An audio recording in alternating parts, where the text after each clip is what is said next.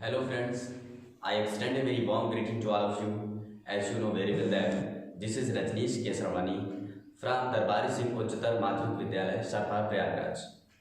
Today I will discuss about English that how to start conversation in English. अंग्रेजी में वार्तालाप कैसे शुरू करें, बहुत इम्पोर्टेंट विषय है जिसमें सभी लोग का ये भ्रम होता है कि कैसे स्टार्ट करें अंग्रेज़ी बोलना और क्या चीज़ ऐसा करें जिससे अंग्रेज़ी बोल पाए। तो आज मैं उसके विषय में सारे पॉइंट्स क्लियर कर दूंगा। कुछ यहाँ पास मिसकंसेप्शन होते हैं, मिसकंसेप्शन होते हैं जिसके कारण ही लोग अंग्रेज़ी बोलने में सक्षम नहीं हो पाते। ये 6 पॉइंट्स मैं आज आपको बताऊंगा। अगर इस 6 पॉइंट्स को आप पूर्ण रूप से समझ पा रहे हैं तो आपको अंग्रेजी बोलने में दिक्कत नहीं होगी। जैसे यहाँ लिखा है, there are some misconception points to speak English. First point is that, पहला पॉइंट दिया हुआ है, नोइंग ग्रामर पोर्शन और section well then start speak. बहुत लोगों का ये मिथ है, बहुत लोगों का ये भ्रम है कि सबसे पहले ग्रामर का पोर्शन अच्छे से जान लेते हैं, अच्छे से डीपली पढ़ लें, अच्छे से ग्रामर जान लें, उसके बाद स्टार्ट करते हैं अंग्रेजी बोलना। ये सबसे बड़ा भ्रम है। अगर आप ये सोचते हैं तो आप अंग्रेजी नहीं बोल पाएंगे, क्योंकि अगर आप ये सोचते हैं कि ग्रामर को अच्छे से पढ़ लें, उसके बाद सारे ट्रांसलेशन कर लें, ग्रामर की सारी बातें समझ कर अगर हम सारी बातें समझ लेते हैं तो ऑटोमेटिक आप अंग्रेजी बोलना सीख जाएंगे, तो ये आपका मिथ है, ये आपका मिसकंसेप्शन है। कोई ज़रूरी नहीं है कि आप ग्रामर सेक्शन को पूर्ण रूप से जानने के बाद स्टार्ट करेंगे अंग्रेजी बोलना, ऐसा नहीं हो सकता है। तो ये चीज़ आपको दूर करना पड़ेगा कि ग्रामर सेक्शन को आपको अच्छे से पढ़ना है, पढ़ना ज़रूरी है, लेकिन आप ये समझें कि ग्रामर सेक्शन को अच्छे से पढ़ने के बाद ही आप बोलना स्टार्ट करेंगे तो आप नहीं बोल पाएंगे। आपको जो भी आता है सेंटेंस में, चाहे वो गलत हो चाहे सही हो, सबसे पहले आप बोलना स्टार्ट करिए। अगर आप बोलना स्टार्ट करेंगे उसमें ग्रामर से कुछ रिलेटेड कुछ गलतियां होंगी, लेकिन धीरे धीरे वो सही हो जाएंगी। लेकिन आप पूर्ण रूप से पहले ग्रामर ही पढ़ लेंगे, उसके बाद सोच रहे हैं फिर बोलना स्टार्ट करेंगे, it is impossible. You can not speak like this. If you want to learn any language, you don't have to learn a lot grammar. किसी भी भाषा को सीखने के लिए आपको ग्रामर के डीपली में नहीं जाना है, नहीं तो आप नहीं बोल पाएंगे। The second point is that, जैसा कि अगर मैं फर्स्ट पॉइंट में अगर कहूँगा कि अगर आप जब बोलना स्टार्ट किए थे, हिंदी बोलना स्टार्ट किए थे, तो उस टाइम पे क्या आपको क्रिया विशेषण, नाउन, संज्ञा, सर्वनाम, विशेषण, क्रिया विशेषण, क्या ये सब आप जानते थे? पहले नहीं जानते थे, लेकिन फिर भी आप हिंदी अच्छा बोल पा रहे हो, किसी के भी सामने अच्छे से हिंदी बोल पा रहे हो। मीन्स ग्रामर उस समय आपको जरूरत नहीं थी ग्रामर की, लेकिन फिर भी आप बोल पा रहे हो क्योंकि आप बोलना स्टार्ट किए। अगर आप ये सोचते सबसे पहले हम क्रिया विशेषण, संज्ञा, सर्वनाम सबसे पहले अच्छे से जान ले तब हिंदी बोले, इट इज इम्पॉसिबल। कैसे हो सकता है? आपने हिंदी बोलना अगर स्टार्ट किया है तो ग्रामर की ओर आपने ध्यान नहीं दिया और बोलना स्टार्ट कर दिया और माहौल मिल गया, आपको बोलना स्टार्ट हो गया आपका। वैसे ही अंग्रेजी है, आपको ग्रामर पढ़ने की अच्छे से ज़्यादा ज़रूरत नहीं है। Second point is that learning more and more English word meaning. बहुत से लोग मुझसे कहा करते हैं, सर इंग्लिश बोलना कैसे स्टार्ट करें, और वो मुझसे ये भी कहा करते हैं कि सर अगर बहुत ज़्यादा वर्ड मीनिंग हम 2-4 हज़ार वर्ड मीनिंग अगर याद कर लें तो क्या इंग्लिश बोल पाएंगे? ये भी एक बहुत बड़ा भ्रम है। अगर आप ये सोचते हैं कि खूब ज़्यादा से ज़्यादा वर्ड मीनिंग हम रट लें, शाम सुबह रटें, डेली रटें, और रट करके जब सारे शब्द हमें आने लगेंगे तो ऑटोमेटिक अंग्रेजी मुंह से निकलने लगेगी, ये भी बहुत बड़ा मिथ है। You can not do this. क्यों? क्योंकि आप जितना भी एनर्जी, जितनी भी शक्ति आप खत्म कर रहे हो वर्ड मीनिंग को याद करने में, वो फिलहाल जरूरत नहीं है उसकी। कारण क्या होता है, आप अनावश्यक वर्ड मीनिंग को याद करते रहते हैं, उसका इस्तेमाल नहीं करना है, फिर भी आप याद करते रहते हैं। ये अनावश्यक है, आपको वर्ड मीनिंग नहीं याद करना है।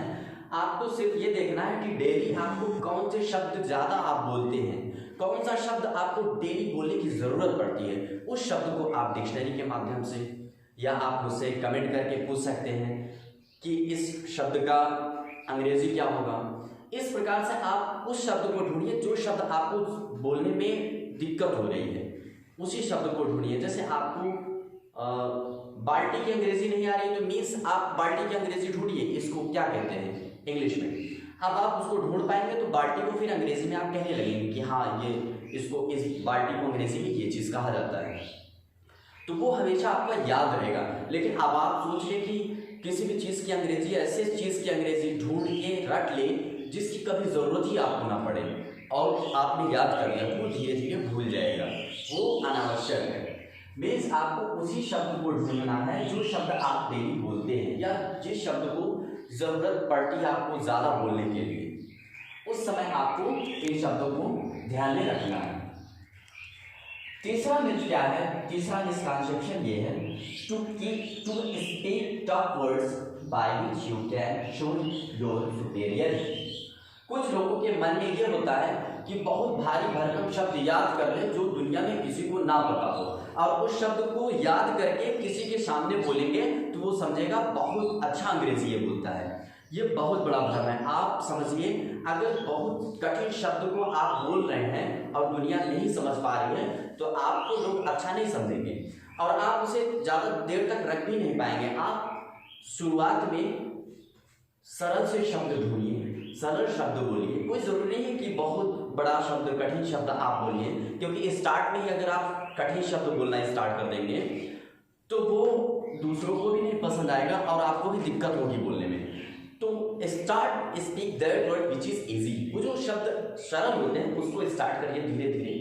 After that you will feel that now you are comfortable. उसके बाद अगर आपको लग रहा है कि हाँ आप सही है तो आप धीरे धीरे कठिन शब्दों पे आ जाइए। और भाषा हमारा क्या है, हम कोई चीज़ बोले तो दूसरा व्यक्ति समझ पाए, हमारी भावनाएं यही होती है, ना कि किसी का इंसल्ट करना। हमारी भावना ये नहीं होनी चाहिए कि हम किसी का इंसल्ट करें, बहुत भारी भरकम शब्द समाज में बोल करके हमें लोग अच्छा समझेंगे। It is bad. In this way you can not learn English. तो आपको शुरुआत में सरल शब्द ढूंढने हैं, सरल से शब्द बोलने हैं, बहुत भारी भरकम शब्द नहीं बोलना है।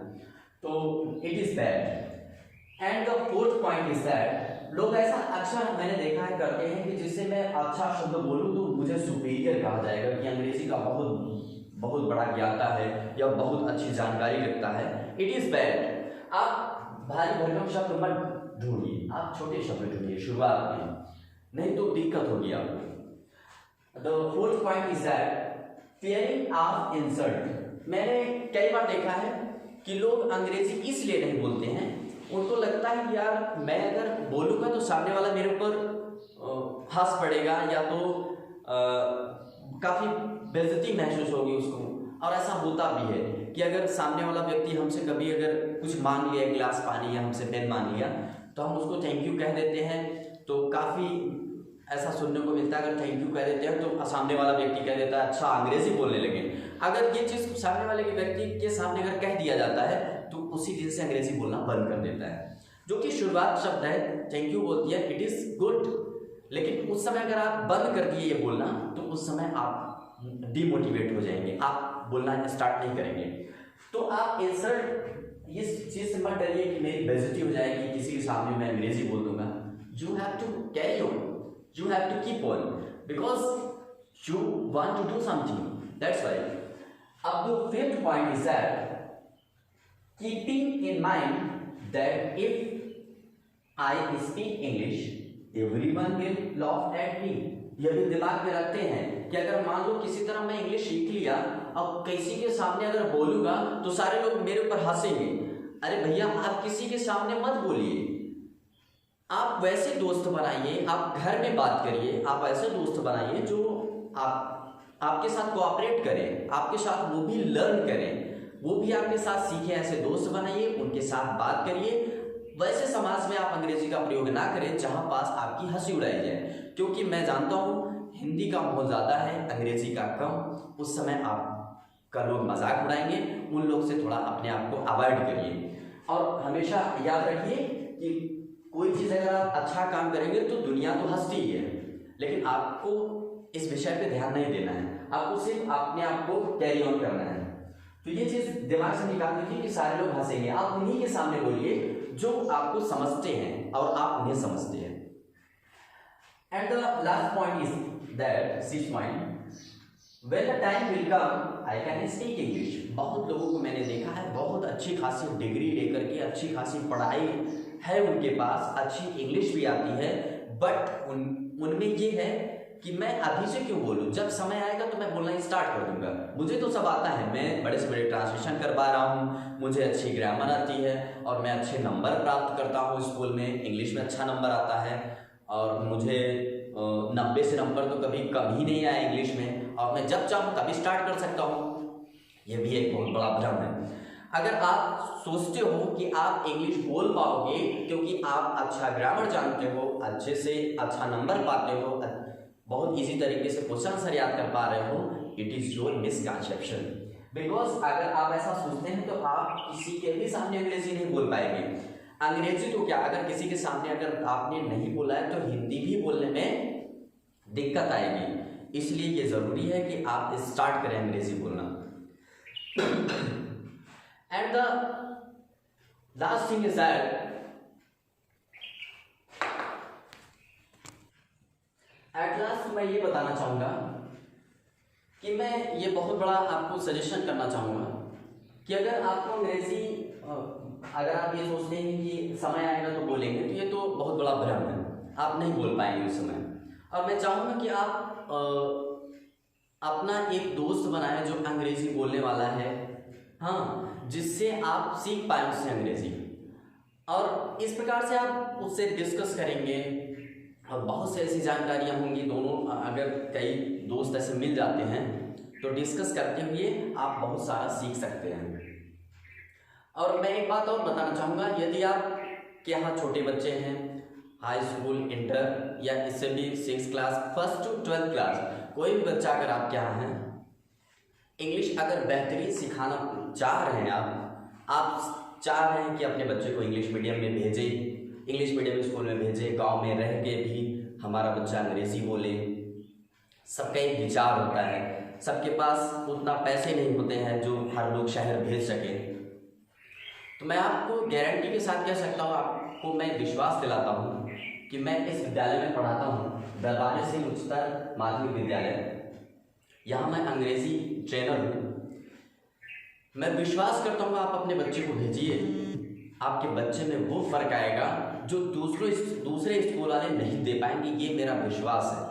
अगर मैं ज़्यादा कहूँगा तो आप कहेंगे हम अपनी तारीफ कर रहे हैं, हम ये तारीफ आपके मुख से सुनना चाह रहे हैं। एक बार हमें जो है अपने बच्चे का एडमिशन हमारे विद्यालय में करवाइए, उसके बाद आप देखिए कि अंग्रेजी किस प्रकार से आपके बच्चे में डेवलप होती है। इन दिस वे मैं यही कहना चाहूँगा। Thank you so much.